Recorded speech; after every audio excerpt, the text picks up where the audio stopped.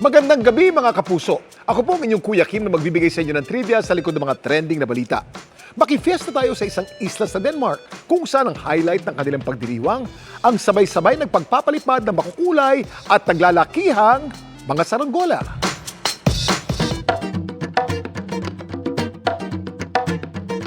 Nabalot ng kulay ang kalangitan ng Faro Island sa Denmark. Sa paglipad ng mahigit 25,000 saranggola.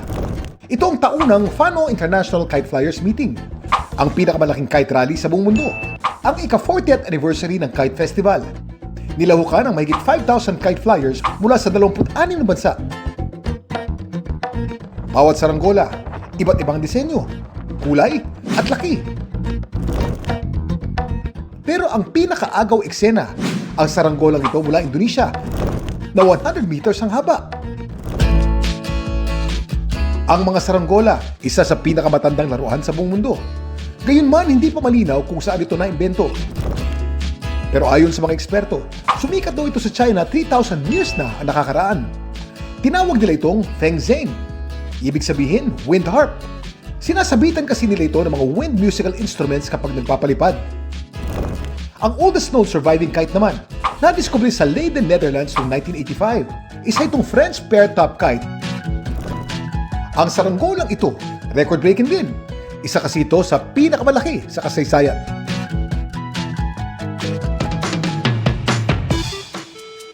Ang may hawak ng Guinness World Record para sa pinakamalaking leaf kite ay hawak ng Yayasan Masyarakat Layang-Layang ng Indonesia.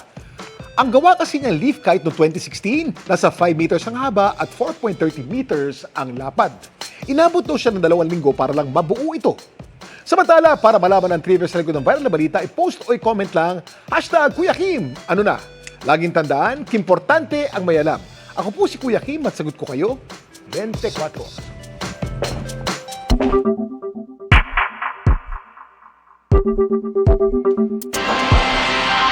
Tila nagsasalita umano para kay Vice President Sara Duterte ang tagapagsalita ng Senate Impeachment Court ayon sa mga House Prosecutor.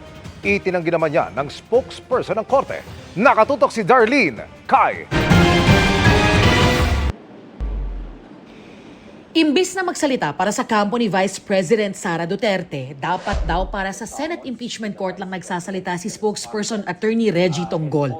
Yan ang buwelta ni House Prosecution Panel spokesperson Attorney Antonio Bucoy sa espekulasyon ni Tonggol na ipababasura ng bise ang articles of impeachment laban sa kanya dahil nakalinya ito sa petisyong inihain ni Duterte sa Supreme Court. Sabi ni Bucoy, si Tonggol ay dapat tagapagsalita ng korte pero ang nangyayari raw ay pinahahayag niya ang depensa ng kampo ni Vice President Duterte. Dati na raw siyang nakahandang bigyan ng benefit of the doubt o pagkakataon ng ibang miyembro ng impeachment court na kine-question ang kakayahang maging patas. Pero taliwas daw dito ang ipinapakita ng mga pahayag ni Tonggol. Sang-ayon kay Bucoy si House spokesperson Princess Abante. Hindi po kami nangaaway.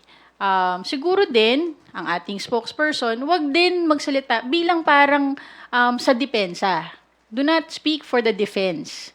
Speak for the impeachment court. Sa isang pahayag, pinabulaan na ni Tonggol na nag-aabogado siya para kay Duterte. Sinagot niya lang daw ang tanong sa kanya tungkol sa scenario setting o sa mga posibilidad na maaring mangyari ayon sa kanyang karanasan sa litigation.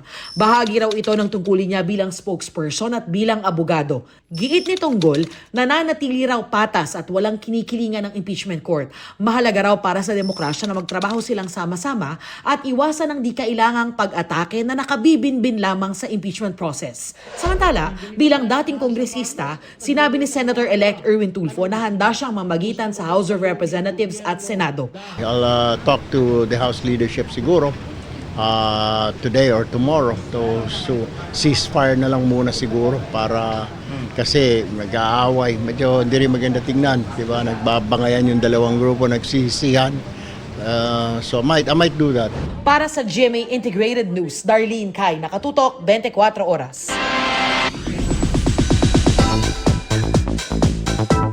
Outpouring with love ang pagsalubong sa bagong Superman kasamang buong team sa kanilang pagbisita sa bansa. Pilipinas lang naman ang first stop nila sa kanilang World Promo Tour. Makichika kay Nelson Canlas. Warm Filipino welcome with fireworks ang sumalubong sa Team Superman sa Philippine kickoff ng latest film installment ng iconic superhero film. Present mismo ang bagong Superman at Clark Kent na si David Corenswet, pati ang bagong Lois Lane na si Rachel Brosnan, at ang writer-director ng pelikula na si James Gunn. Kabilang ang GMA Integrated News sa mga nabigyan ng pagkakataong makabonding sila. Anila, nag-uumapaw ang kanilang saya sa love na nadama nila mula sa mga Pinoy. To show up and have people dressed as Superman and dressed as Hawkgirl and Mr. Terrific, and there were definitely some Lois Lanes out there. It's really just we get to come and celebrate this amazing legacy of these characters in this world and get excited for the new chapter that we're bringing. You know, we're the new kids on the block, and to feel that warmth and that kind of support as we're kicking off this tour was really, really special last night. So we're very grateful to have started here in the Philippines. With his powers, madaling maka-intimidate ang Man of Steel. Pero for this version, more grounded and human, kaya mas relatable si Superman ayon kay Gunn, na big boss na rin ng DC. And why did you feel that now is the perfect time to tell this kind of story?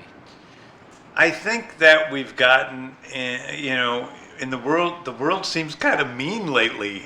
I think that I really just want to remind people and myself about the values of basic human kindness, of Nelson Canlas, updated sa Showbiz Happenings.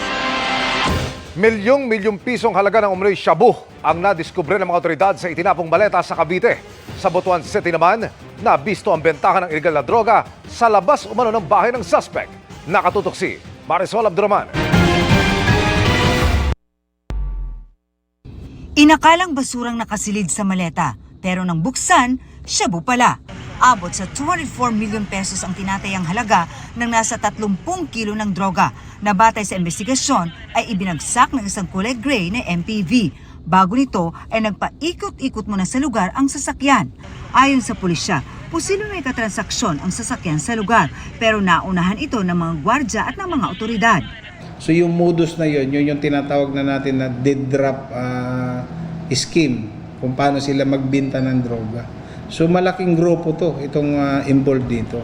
Kung hindi nakarating ka agad yung pulis natin, baka agawin pa nung kung sino man yung personality na nag-involve, na nag-iwan doon sa suspected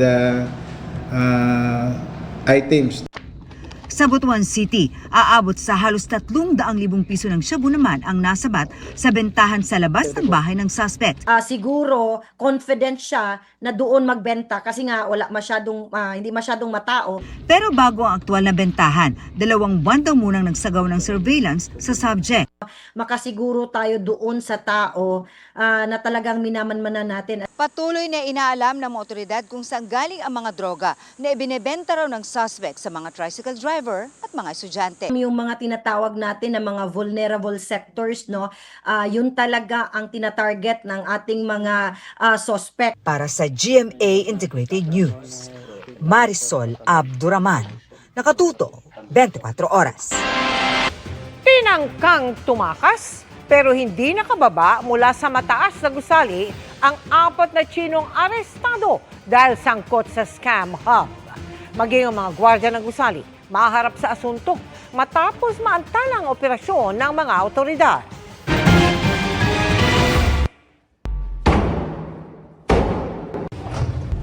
Nang mabuksan ang pinto ng condo unit na ito sa Maynila, dali-daling pumasok sa loob para huliin ang mga Chinese nationals na sangkot umano sa scam hub operations. Nagtangkang tumakas sa bintana ang mga Chino pero di sila nakababa dahil nasa 35th floor ang kanilang unit. Sinasakal na yung asset natin kasi allegedly pinasa yung mga cellphone at nalaman kung sino yung nagbibigay ng information dun sa mga authority sa labas. Tamang-tama lang nung pagpasok namin, nailigtas pa natin yung asset natin. Nasamsam ng NBI Counterintelligence Division ang mga computers at gadgets na inibutan sa raid. Habang nasa 4 ang inarestong mga Chino, nakatakas naman ang pake ng operasyon na Chinong may warrant. Kinasuhan na natin ng AFASA yung mga nahuli, plus yung mga guards ng establishment na nag-delay sa pag-operate ng grupo kasama yun, ipafile namin ng obstruction of justice. Sinisikap pa namin makuha ang panig ng mga inaresto. Para sa GMA Integrated News, John Consulta, nakatutok, 24 oras. Bukod sa mga nakahambalang na mga sasakyan, pati mga basura na hindi pa kinokolekta, sagabal na rin sa ilang kalsada kaya sinita ng MMDA. Nakatutok si Mariz Umali. Pagkarating pa lang ng mga traffic enforcer ng MMDA rito sa Chino Roses Extension sa Makati, sunod-sunod na ang mga nakabalandrang sasakyan kaya sinita, gaya ng mga jeepney ito na naghihintay ng pasahero. Ilan sa kanila nasa lugar kung saan may karatulang no parking anytime, tow-away zone. Meron ding mga tricycle, truck at mga pribadong sasakyang sagabal. Ang mga may tsuper na sita at pinaalis na lang. Pero ang mga inabutang walang driver agad tinikitan. Pati ang mga gumagamit sa kalsadang daanan dapat para sa negosyo gaya nitong car wash, vulcanizing shop, junk shop, at mga sidewalk vendor sinita rin ng MMDA. Kahapon lang pinagsisita rin ng mga barangay tanod ang mga pasaway sa kalsada. Tila nila naghahabol ang pusa't daga ang sitwasyon nila at ng mga sinisita na bumabalik lang pag wala ng mga otoridad. Maaari pa po magkaroon ng disgrasya tulad po ng mga obstruction sa bangketa na kung saan ang mga tao ay hindi po nakakapaglakad ng maayos, they have to resort to walking on the street kasama po ng mga sasakyan. So napakadelikado po niyan. Kahit sa may gawing tagig, sako-sako ng basura at putik na galing imbornal ang nakatiwangwang sa kalsada. Hinihintay lang daw na damputin ng dump truck. 6 ang natiketan. Well, of course, yung issued ticket, it constitutes a penalty. Kailangan po nilang isettle po yan at kumuha po ng clearance sa ating ahensya. Hindi lang daw simpleng pagsasaayos ng daloy ng trapiko ang layo ng isinasagawang clearing operations, kundi pagtuturo rin ng disiplina at respeto sa mga kapwa motorista at pedestrian. Kaya pangmatagalan, holistic at collaborative na solusyon ang isinusulong ng MMDA, katuwang ang lokal na pamahalaan at barangay para tuluyang matanggal ang mga sagabal sa kalsada. Para sa GMA Integrated News, Mariz Umali, nakatutok, 24 oras. May nahuli na namang abusadong taxi driver sa NAIA. Ang singil, 5,000 piso para sa biyahe mula po Terminal 1 papuntang Terminal 2. Ayon sa LTO, nahuli po ang driver kahapon. Ilang araw lang yan matapos may nag-viral na taxi driver dahil sa sobrang singil din sa NAIA na may kasabwat umanong mga airport police. Iniutos na ni Transportation Secretary Vince Dizon na sibakin sa pwesto ang 5 airport police na isinumbong ng driver. Nangako ng masusing investigasyon ukol sa issue ang Manila International Airport Authority. Nakikipag-ugnayan din sila sa LTO para beripikahin ang mga questionabling ticket violations na inisyu umano sa mga taxi driver at sa airport. Overwhelmed with love and support ang 5 ex-Kapuso housemates ng Pinoy Big Brother Celebrity Collab Edition. Naki-update tayo sa kanilang mga ganap sa outside world gaya ng emotional na pag-amin ni Ashley Ortega sa estado ng relasyon nila ng kanyang ina. At si Shuvi Etrata naman nag-open up sa pagkaka-evict niya matapos i-nominate ng kaibigan at kapwa housemate na si AZ Martinez. Ang first part ng kanilang pagsalang sa GMA Integrated News Interviews, ichichika ni Aubrey Carampel. Mula sa pagiging housemates to evictees, hanggang sa pagbalik sa bahay ni Kuya as house challengers. It has been a roller coaster ride para sa Kapuso ex-PBB housemates na sina Ashley Ortega, Michael Sager, Josh Ford, Vince Maristella at Shuvi Etrata. Fresh from their house challenger tasks, nag-reunite muli sila sa GMA Integrated News Interviews at nagkwento nang muling makatunggali ang remaining 5 duos. I did my best po talaga, lalo na para ma-push po yung limit nila. Pero may onting leeway rin po, onting pagbigay. Kasi gusto ko rin, parang hindi ko po kayang manalo against them. Kasi syempre, challengers po kami. Hindi naman po, ang point naman po ng challengers, hindi manalo, kundi i-push sila sa limits nila. Ang hinahanap ko lang sa kanila was to step up. I wanted them to really fight. And as long as they gave a good fight, okay na ako doon. Ang ilan sa kanila, may mga hinarap pang hamon paglabas ng bahay ni Kuya. Gaya ni Ashley, na naging emosyonal na hindi pa rin daw nakakausap muli ang ina matapos ang kanilang di pagkakaunawaan. Paglabas mo ngayon sa outside world, how's your relationship with your mom? Honestly, we're still working on it, Miss Aubrey. Sobrang tagal rin kasi ng 3 years na hindi pag-uusap. And malalim rin po talaga yung sugat na nabigay namin sa isa't isa. But you're reaching 100%. out. But Yes you're reaching po, out to your yes mom. po talaga. Always reaching out. Pero baka anytime pa. Sorry. Oh, it's okay. Nakausap mo na ba siya? Hindi ka pa rin niya kinakausap? Hindi ka pa rin niya kayang kausapin? Hindi po. Oo. I tried po talaga. Kakalabas ko lang. Kasi nakatanggap rin naman po ako ng letter sa kanya. But also, Mother's Day, I tried. How about yung Mother's Day? Oh, yes po, I tried. Binati mo siya? Opo, I message her. Lumabas man ng bahay, puno raw ng pasasalamat ang puso nila sa mainit na pagtanggap ng fans. Ako po talaga, sobrang na-overwhelm ako yung sumulubong sa akin sa outside world. Hala, ganito na pala yung mga taong nagmamahal sa akin. Dati nakikilala ako as my role sa mga teleserye. Ngayon, kilala na nila ako as Vince Maristella. Yes. Ako po yung pinaka hindi kilala sa aming lahat. So, ako yung self-esteem ko sobrang baba po. Parang kinukumpara ko po yung sarili ko sa kanila lahat na parang walang masyadong sumusuporta sa akin, wala akong masyadong fans. So paglabas ko, tapos nakita ko yung mukha ko nasa ano? What? Ginawan ka nila ng mga... Yes! Grabe, as in... Kaya yung emotions ko po talaga paglabas, as in, I was so shocked sa pagmamahal na binibigyan nila sa akin. Nung narinig ko yung mga names na china-chant nila, Team Melly, may malaking board na nakita. Tapos, Michael, we love you, Michael. Parang, those were the words that I needed the most at that time. Pero ang pinakabagong evictee na si Shuvi, pinoproseso pa raw ang lahat ngayong nakabalik na siya sa outside world. Hindi ko po talaga in-expect. Until now, overwhelmed ako. I didn't know I won the hearts of many. I just realized it nung nakalabas po kami na Tiklang. Because I felt so bad. Sorry ka nga ng sorry kay Ate Klang. Kasi we were nominated because of me. So parang yung guilt na yun, until now, dala-dala ko siya, bubog ko siya. When I went out and then opened the door nung PBB, grabe po. Like, nakita ko na finally yung mukha ko sa mga tarpaulin, sa mga, ang pangit-pangit ko sa isang picture. Pero ang grabe, ang cute, ang dami nila. Hindi ako makapaniwala na gano'n na pala. Kasi inside, we were expecting the worst. Kasi you were real there. Like, not everybody will like you. And I was expecting na, baka, mabawasan ng palang... Baka mas mabawasan pa yung fans mo, no? Kasi na-evict ka eh. So parang, baka wala talaga nagmamahal sa'yo.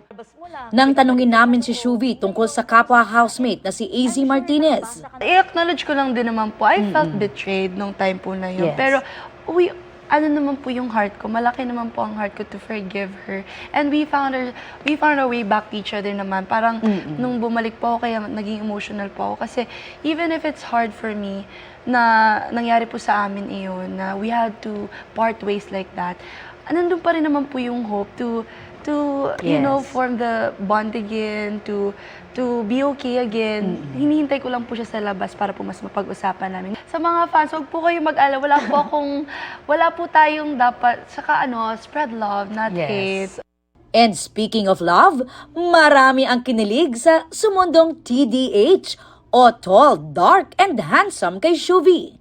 Yan si Sparkle Balikbayan heartthrob Anthony Constantino. What's the real score? Sorry Ako, Nasa hot seat ka. Naniligaw yun bago ako pumasok. Tapos sabi talaga nito, sige, sagutin mo yan, bawal. Kasi papasok ka, like, it's the worst thing you could do to a man, saying yes. Napapasok ka ng PBB, ang hirap. I can just imagine kung meron kami. Kasi kahit nung nandun ako sa loob, hirap na hirap ako, ano kaya? Wala akong something to hold on to. Gusto mo pa siyang kilalanin. Gusto ko pa Nagkataon siyang nga lang, kilalanin. papasok ka sa loob ng bahay. Yes po. Maligaw muna pa siya. Ang latest sa iba pang ex-Kapuso housemates Past is past. na may inamin. So meron? Hinahanapan ko yung lusot. At naging emosyonal. I hope proud kayo sa akin na kahit hindi ako naging... Abangan sa part 2 ng aking interview sa Lunes. Aubrey Carampel, updated showbiz happenings. And that ends our week-long chikahan. Ako po si Iya Arellano. Happy weekend, mga kapuso! Miss Mel, Emil! Salamat, Iya. Happy Happy weekend. weekend. At yan ang Salamat. mga balita ngayong Biyernes. Ako po si Mel Tiangco para sa mas malaking misyon. Para sa mas malawak na paglilingkod sa bayan, ako po si Emil Sumangil. Mula sa GMA Integrated News, ang News Authority ng Pilipino. Nakatuto kami 24 oras.